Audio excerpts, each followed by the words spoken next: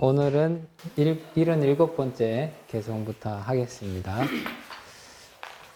남을 훈계하고 가르쳐 깨우치라. 사람들을 옳지 못함으로부터 구하라. 이와 같은 사람을 선한 이는 사랑하고 악한 이는 미워할 것이다. 이건데요.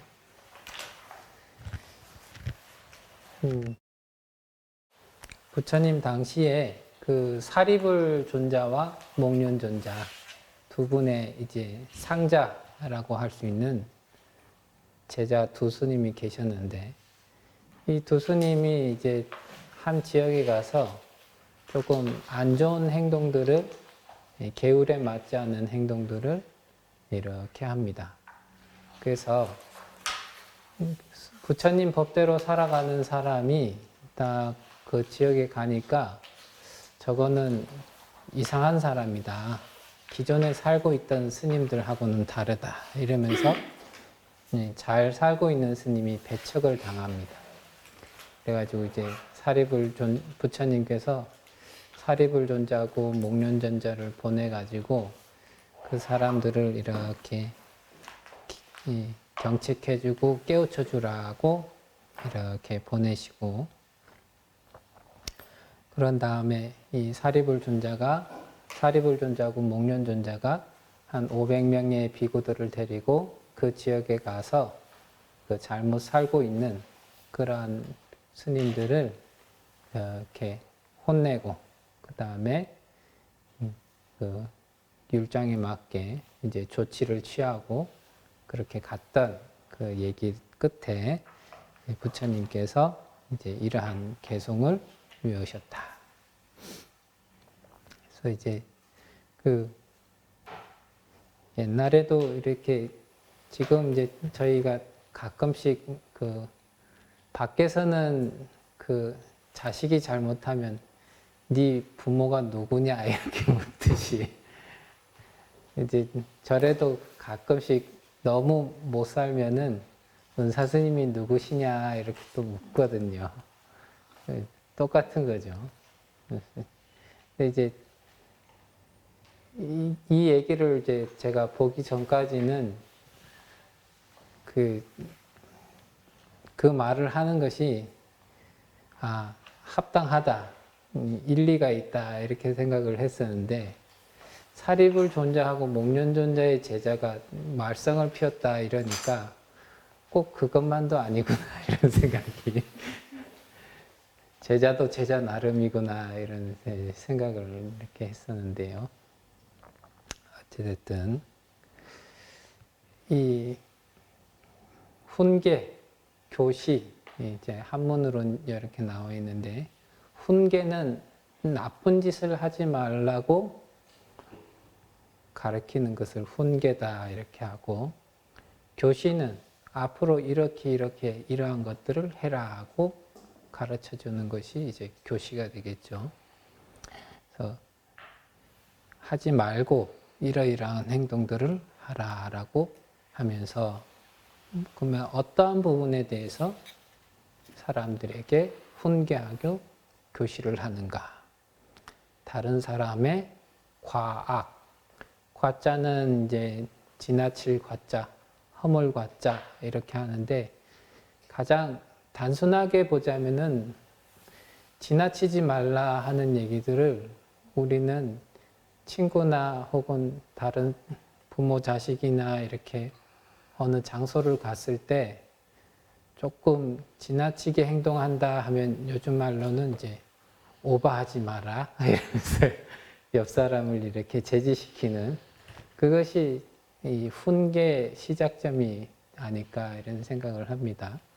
그래서 뭔가 그 상황과 그 시간과 장소 이런 것들을 비춰봤을 때 그 자기가 해야 하는 일보다도 좀 지나치게 앞서가든지 혹은 행동이 좀 크다든지 액션이 크다든지 하게 되면은 우리는 지나치다 이렇게 보고 그런 것들 하지 말아라 하는 것, 식당이나 공공장소에서 아이들이 뛰놀거나 좀 시끄럽게 하거나 그러면서 남에게 피해 주는 것에 대해서 아무렇지 않게 계속 지내게 될 때는 부모나 혹은 주변의 어른들이 제지를 좀 가하면서 뛰지 말아라, 뭐 시끄럽게 하지 말아라 이런 얘기들을 쭉 하죠. 이제 약간 이게 좋은 예인지 나쁜 예인지 가끔씩 헷갈리는 게 있는데 이제 절에 오면 조용히 해야 된다 이런 얘기를 스님들이 많이 했었어요.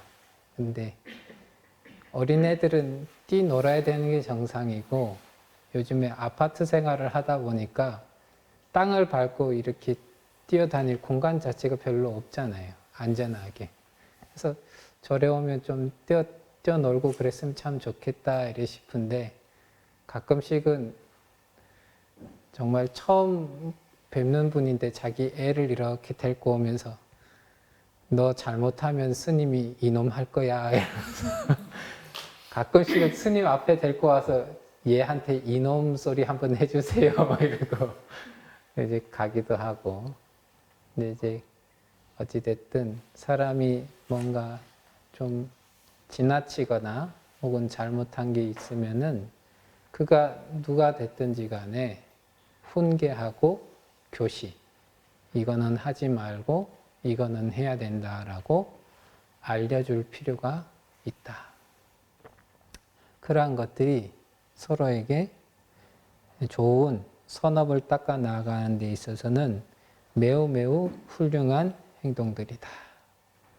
그래서 이제 개인주의가 많이 강해지고 그다음에 이기적인 심성이 많이 발달되고 요즘에는 유튜브나 이런 걸로 인해서 자기의 개인 관심사가 아니면은 접하기가 어려운 그리고 자기의 견해에 맞는 어떠한 영상이라든지 강의만을 들을 수 있는 그런 세계가 자꾸 찾아오니까 자기 관심사에서 조금만 벗어나면은 얘기를 듣지 않으려고 하는 습관, 그리고 그러한 새로운 얘기를 듣는 데 대한 두려움을 가지고 있는 그러한 경우, 이런 게 많고, 또한 다른 사람이 나에게 뭔가 얘기를 하게 되면은 우리가 뭐 자존심, 자존감 이런 표현들을 많이 하는데 그러한 것들을 세우면 세울수록 이 다른 사람들이 나에게 조금이라도 알려주려고 하는 얘기들이 귀담아 들리지 않고 그러한 얘기들이 간간히 자기의 자존심이나 자존감을 공격한다. 나의 자존심이나 자존감을 무너뜨린다. 이런 식으로 생각을 해가지고 자꾸만 거기에서 과민 반응을 보인다든지 혹은 폭력적으로 반응을 보인다든지 이런 일이 많이 발생이 되다 보니까 충고하는 것 자체가 매우 매우 힘든 상황들이 좀 됐다. 근데 이제 그러면은 요즘에는 어떤 사람이 얘기를 하면 좀 얘기를 듣느냐? 자기가 봤을 때 나보다 조금 더 나아 보이는 사람, 언제나 그렇지만, 또는 이제 내가 좋아하는 사람, 그리고 지금 같이 무언가를 해 나가는 사람, 그 다음에 친하다라고 감정 교류가 일어날 수 있는 사람, 이런 사람들이 그나마 충고를 해주고 야, 뭐 하지 마라 하면은 그나마 좀 들을까 말까 한 그런 상황에 저희가 이제 많이 지내고 있게 되죠. 그래서 요즘에는 이거를 충고한다 하는 것들이 옛날에는 생전 처음 봐도 지나가다 누가 잘못하면 이렇게 지적을 할 수 있었던 그런 분위기라면 지금은 그러한 사회적인 지위가 없거나 혹은 개인적인 친분이나 감정의 교류가 없는 상태에서 상대방에게 얘기를 하게 되면은 그것을 굉장히 모욕적으로 받아들인다든지 혹은 그래서 과민 반응으로 이어지는 경우가 많아서 예전보다는 훨씬 더 이렇게 충고하기가 또 쉽지 않고, 그리고 이제 어떤 사람한테 내가 바라는 것이 있어서 내가 옳다 여기고 내가 좋다 여기는 것을 이렇게 얘기를 하는데, 그게 제일 처음에는 이랬으면 좋겠다라고 얘기를 쭉 하는데 상대방이 이제 못 알아차리고 잘못하고 하면은 이제 그걸 반복을 계속 하게 되죠. 반복을 하는데 상대방이 들을 마음이 전혀 없고 듣고 싶은 생각도 일으키지 않고 그러면 그게 이제 잔소리처럼 싹 올라가거든요. 그래서 잔소리라고 하는 단계에 탁 들면은 그 사람이 무슨 말을 탁 꺼내는 순간 이미 귀를 닫고 의식의 그 흐름을 딱 끊고, 아, 나는 저 사람의 얘기는 그냥 이렇게 통과시켜야겠다, 이런 마음들을 탁 일으키고, 그러게 되면 이게 충고가 잘 되지 않는다. 부처님께서는 그냥 스님들하고 이제 경전 보면서 가끔씩 농담식으로 얘기는 하는데 역시나 인생은 타이밍이다 그러면서 부처님께서 남에게 충고를 해줄 때는 언제나 타이밍, 시대가 맞는지 안 맞는지를 살피셨다, 이런 얘기를 해요. 어떤 거는 그 자리에서 바로 지적을 해야 되는 게 있고 어떤 거는 좀 시간이 좀 지나서 지적을 해주고 얘기를 해줘야 될 필요도 있고요. 그게 굉장히 미묘한데 부처님께서는 언제나 시기적으로 잘 정말 적절한 때를 맞춰서 적시에 얘기를 하셨다. 그리고 두 번째가 이익이 있으면 얘기를 하셨고 이익이 없으면 얘기를 하지 않으셨다. 뭐냐면은 말을 했을 때 이것이 쓸모가 있을 것 같다 싶으면 얘기를 하고 쓸모가 없을 것 같다 싶으면 얘기를 안 한 거예요. 그러면 우리가 보통 잔소리라고 하는 것은 나는 필요로 하지만 아직 상대방은 절실하게 그 필요에 대해서 느끼지 못한 그런 경우가 많죠. 그래서 우리는 충고하는 사람 필요하다라고 해서 딱 얘기를 했는데 상대방이 나는 불필요하다라고 생각하게 되면은 그 소리를 차단하고 그게 반복이 되면 잔소리다. 그러면은 그 다음부터는 내용에 상관없이 그 사람과 비슷한 목소리만 딱 들려도 자동 반사로 그 이 사람의 얘기는 일단 흘려들어야겠다. 이런 이 사고방식이 딱 맺혀지게 된다. 그래서 우리가 뭔가를 얘기를 할 때 이 타이밍 맞게 그리고 저 사람한테 참 쓸모가 있을 때 그때 얘기를 하려고 하면 기본적으로 잘 관찰하고 숱하게 그 사람이 잘못 행동하고 있는 것들을 조금 봐주면서 인내하는 힘도 좀 많이 필요합니다. 쉽지 않죠. 그 단계에서 이제 쉽지 않은 거거든요. 저 사람이 잘못하는 것을 알아도 저 사람이 이것이 정말 잘못됐다 라는 것은 자기 자신이 그러한 행동을 해서 어떠한 결과적으로 괴로운 현상들이 막 나타날 때 그때가 정말로 얘기를 해서 조금이라도 바뀔 수 있는 타이밍인데 고통이 발생하기 전까지는 자기가 하는 행동에 대해서 잘못됐다 생각하지도 않고 그러니까 더더욱 고쳐야겠다라는 생각도 하지 않는 상태에서 그냥 넘어가는 일들이 훨씬 더 많은 거죠. 근데 옆에서 볼 때마다 얘기를 하면은 초장부터 나는 저 사람 얘기는 걸러야겠다. 이렇게 잡히게 되면 그 다음부터는 전혀 발전이 없게 된다. 그래서 일단 충고를 할 때는 그런 부분들을 잘 갖춰가지고 할 수 있다면은 그것이 최고다. 안 되면은 어쩔 수 없지만 예, 그거를 하는 것이 좋고요. 그 다음에 여기서도 참 재밌는 것은 선한 사람들은 그렇게 충고하고 알려주고 지시해 주는 것에 대해서 감사하게 여기고 정말 좋게 여기고 좋게 받아들이려고 노력하고 그대로 행동을 고치려고 노력하고 이것이 자연스럽게 이루어지는 일들이다. 근데 악한 사람,